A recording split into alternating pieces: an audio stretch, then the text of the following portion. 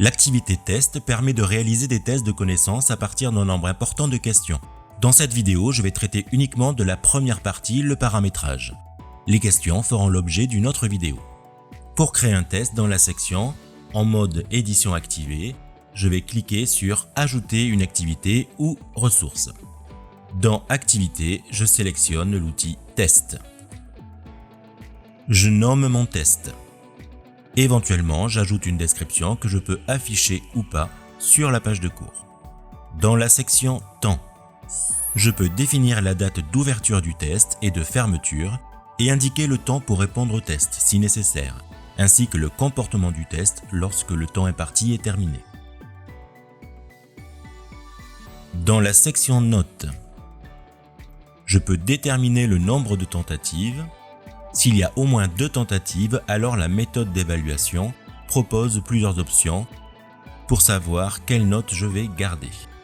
Dans la section mise en page, je peux choisir le nombre de questions qui va s'afficher par page. Vous pouvez également, en cliquant sur Afficher plus, choisir la méthode de navigation, soit une méthode libre, soit une méthode séquentielle pour éviter à ce que les élèves puissent naviguer dans les différentes questions. Dans la partie comportement des questions, je peux choisir d'afficher les questions dans un ordre aléatoire. Je peux également choisir le comportement des feedbacks. Plusieurs options se présentent à vous. Cliquez sur le point d'interrogation pour avoir différentes informations concernant les feedbacks. Je vais choisir le mode adaptatif pour laisser la possibilité à l'élève de faire plusieurs tentatives avant de passer à la question suivante.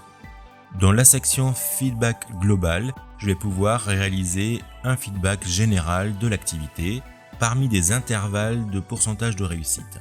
Par exemple, de 100% à 75%, je vais choisir de donner comme feedback très bon travail.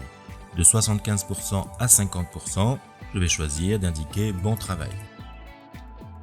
Et de 50% au final 0%, inutile de compléter les autres, je peux écrire « Il faut revoir les notions de cours ». Pour le reste des options, je les laisse par défaut. On retrouve généralement le même type de paramétrage pour les restrictions par exemple. J'enregistre et j'affiche.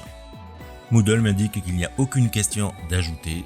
Il ne me reste plus maintenant qu'à rajouter les questions, mais ça fera l'objet d'une autre vidéo.